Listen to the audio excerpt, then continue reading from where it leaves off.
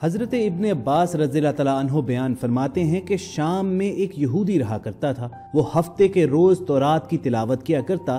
ایک مرتبہ تورات کھولی تو اس نے کئی مقامات پر رسول کریم صلی اللہ علیہ وآلہ وسلم کا نام اور ان کی تعریف و توصیف دیکھی۔ یہودی نے تورات سے وہ جگہ کاٹ کر جلا دی۔ اگلی مرتبہ پھر تورات کھولی تو کئی مقامات پر آپ صلی اللہ علیہ وآلہ وسلم کا ذکر موجود پایا، اس نے یہاں سے بھی کاٹ کر جلا دیا۔ تیسری مرتبہ دوبارہ تلاوت کے لیے تورات کھولی تو یہی ذکر کئی مقامات پر پھر سے موجود پایا۔ یہودی یہ سوچنے لگا کہ اگر میں یوں ہی کرتا رہا تو ساری کی ساری تورات اس ذکر سے پر ہو جائے گی۔ وہ اپنے ساتھیوں سے پوچھنے لگا کہ یہ محمد صلی اللہ علیہ وآلہ وسلم کون ہیں؟ انہوں نے بتایا کہ وہ ایک جھوٹا شخص ہے، معاذ اللہ، بہتر یہی ہے کہ تو اسے نہ دیکھے۔ یہودی کہنے لگا، موسیٰ علیہ السلام کی تورات کی قسم، مجھے اس کی زیارت سے نہ روکو۔ ساتھیوں نے اجازت دے دی۔ یہ اپنی سواری پر سوار ہو کر رات دن منزل بمنزل چلتا رہا اور مدینہ طیبہ کے قریب جا پہنچا۔ سب سے پہلے حضرت سلمان رضی اللہ تعالیٰ عنہ سے ملاقات ہوئی۔ بہت خوبصورت دیکھ کر سمجھا کہ محمد صلی اللہ علیہ وآلہ وسلم یہی ہیں، حالانکہ آپ کو اس دنیا سے سفر کیے ہوئے 3 دن گزر چکے تھے۔ حضرت سلمان فارسی رضی اللہ تعالیٰ عنہ اس بات سے روئے اور کہا کہ میں تو ان کا محض ایک خادم ہوں۔ وہ بولا، آپ کہاں ہیں؟ اب سلمان سوچنے لگے کہ اگر وصال کی خبر سناتا ہوں تو یہ واپس ہو جائے گا، اور اگر یہ کہہ دوں کہ آپ صلی اللہ علیہ وآلہ وسلم موجود ہیں تو سراسر جھوٹ ہوگا۔ بالآخر کہنے لگے کہ میں تجھے اپنے آقا صلی اللہ علیہ وآلہ وسلم کے صحابہ کے پاس لے چلتا ہوں۔ مسجد میں آئے تو سب کے سب صحابہ غم کی تصویر بنے ہوئے تھے۔ یہودی یہ سمجھ کر کہ ان میں رسول اللہ صلی اللہ علیہ وآلہ وسلم ضرور موجود ہوں گے کہنے لگا، السلام علیکم یا محمد۔ اس نے یہ کلمہ پکارا تو تمام صحابہ میں کو حرام مچ گیا، آہو بکا کرنے لگے اور اس سے پوچھنے لگے کہ تو کون ہے جس نے ہمارا زخم تازہ کر دیا؟ کوئی اجنبی شخص معلوم ہوتا ہے، شاید تیرے علم میں نہیں کہ رسول اللہ صلی اللہ علیہ وآلہ وسلم کا 3 روز پہلے وصال ہو چکا ہے۔ یہ سن کر تو وہ یہودی چیخنے لگا کہ ہائے میرا غم، ہائے میرے سفر کی ناکامی، اے کاش میری ماں مجھے پیدا کرتی تو کاش میں تورات نہ پڑھتا، اور وہ بھی پڑھ لی تو کاش آپ کی تعریف و توصیف پر نظر نہ پڑتی، اور اگر یہ بھی ہو گیا تھا تو مجھے کم از کم آپ صلی اللہ علیہ وآلہ وسلم کی زیارت تو نصیب ہو جاتی۔ پھر وہ یہودی کہنے لگا کہ یہاں پر کوئی علی موجود ہے؟ حضرت علی کرم اللہ وجہہ آگے بڑھے اور فرمایا، میرا نام علی ہے۔ وہ بولا، میں نے تمہارا نام تورات میں دیکھا ہے، مجھے رسول اللہ صلی اللہ علیہ وآلہ وسلم کا حلیہ مبارک بتاؤ۔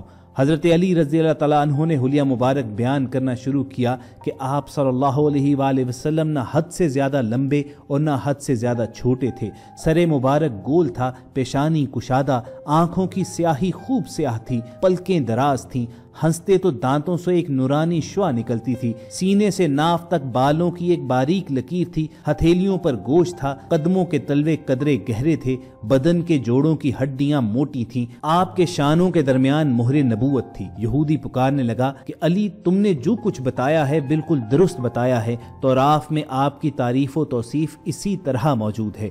یہ بات کہہ کر وہ یہودی رونے لگا، اور اس کے بعد وہ رسول کریم صلی اللہ علیہ وآلہ وسلم کے روضہ انور کی جانب چلا گیا اور آسمان کی طرف سر اٹھا کر کہنے لگا، اے اللہ، میں گواہی دیتا ہوں کہ تو واحد ہے، یکتا و یگانہ ہے، کائنات تیری نیاز مند اور تو بے نیاز ہے۔ میں یہ بھی گواہی دیتا ہوں کہ اس قبر مبارک والا تیرا حبیب ہے، جو کچھ اس نے فرمایا میں اس کی تصدیق کرتا ہوں اور اس پر ایمان لاتا ہوں۔ اے اللہ، اگر میرا اسلام تیری بارگاہ میں قبول ہے تو میری روح کو بھی ابھی قبض کر لے۔ اور یہ کہہ کر وہ یہودی وہیں گر کر اپنی جان دے گیا۔ تنبیہ الغافلین میں آتا ہے کہ حضرت علی رضی اللہ تعالیٰ عنہ نے اسے غسل دیا اور جنت البقیع میں دفن فرما دیا۔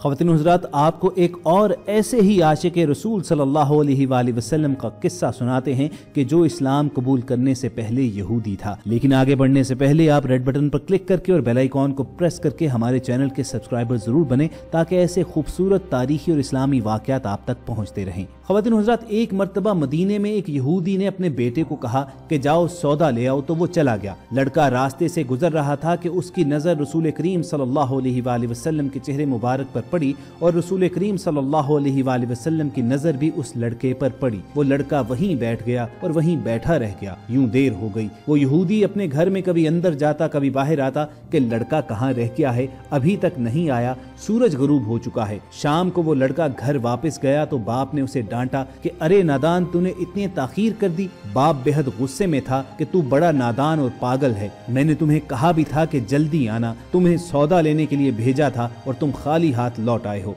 बेटा बोला कि सौदा तो मैं खरीद चुका हूँ। बाप ने कहा कि क्या पागल आदमी हो तुम, मैंने तुझे सौदा लेने भेजा था, सौदा तुम्हारे पास है भी नहीं और तू कहता है कि तू खरीद चुका है। बेटे ने कहा कि मेरा यकीन करे, मैं सौदा खरीद आया हूँ। बाप ने जब उसे कहा कि तू दिखा कहाँ पर है तो उसने कहा, ऐ मेरे वालिद, मैं आपको क्या बताऊं कि मैं क्या सौदा खरीद लाया हूँ। बाप ने ये बात सुनी तो उसे पागल जानकर कहा कि तू रहने दे। वो लड़का रोज नबी रहमत सल्लल्लाहु अलैहि वसल्लम की खिदमत में बैठने लगा। वो यहूदी का इकलौता बेटा था, बेहद अजीज, इसलिए उसने उसे कुछ न कहा। कुछ दिनों के बाद वो लड़का बेहद बीमार हो गया। काफी दिनों तक बीमार रहा, इतना बीमार कि कमजोरी शदीद हो गई, करवट लेना तक मुश्किल हो चुकी थी और फिर वो करीबुल मर्ग हो गया। यहूदी बेहद परेशान हुआ, फिर भागा भागा हुजूर अकरम सल्लल्लाहु अलैहि वसल्लम की बारगाह में आया और बोला कि मैं आपके पास आया हूँ, आप जानते हैं कि मैं यहूदी हूँ, मुझे आपसे कोई इत्तफाक नहीं है, मगर मेरा लड़का आपको बेहद पसंद करता था, अब वो करीबुल मर्ग है,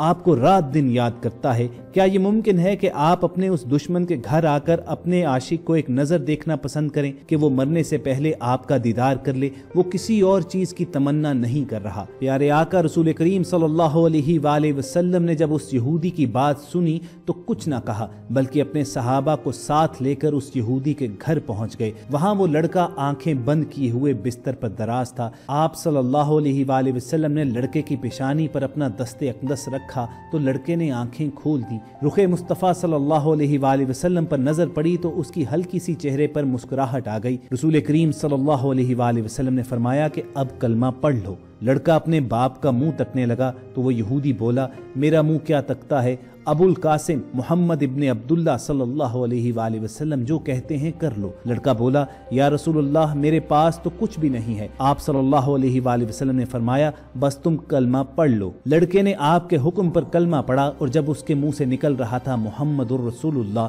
तो उसकी रूह भी जिस्म से परवाज कर गई। वो यहूदी बोला कि ऐ मोहम्मद, मैं और आप दोनों मुखालिफ हैं, अब ये लड़का मेरा नहीं रहा, अब ये इस्लाम की मुकद्दस इमानत है, अगर इसका जनाजा आप उठाएं तभी इसकी इज्जत है। फिर रसूल करीम सल्लल्लाहु अलैहि वसल्लम उस यहूदी के घर से उस बच्चे का जनाजा लेकर निकले और उसे आपके सहाबा ने कंधा दिया। आप सल्लल्लाहु अलैहि वसल्लम साथ साथ ये फरमाते जा रहे थे, उस अल्लाह का शुक्र है जिसने मेरे सदके से इस बंदे को बख्श दिया। फिर यही नहीं, सुनन अबू दाऊद में आता है कि जब उस लड़के की कब्र तैयार हुई तो रसूल करीम सल्लल्लाहु अलैहि वसल्लम खुद कब्र के अंदर तशरीफ ले गए और आप सल्लल्लाहु अलैहि वसल्लम कब्र के अंदर पंजों के बल चल रहे थे। काफी देर के बाद आप सल्लल्लाहु अलैहि वसल्लम कब्र से बाहर तशरीफ लाए तो सहाबा ने पूछा कि या रसूलल्लाह, ये क्या माजरा था? आप सल्लल्लाहु अलैहि वसल्लम कब्र में पांव मुबारक मुकम्मल क्यों नहीं रख रहे थे, आप पंजों के बल क्यों चलते रहे? तो करीम आका सल्लल्लाहु अलैहि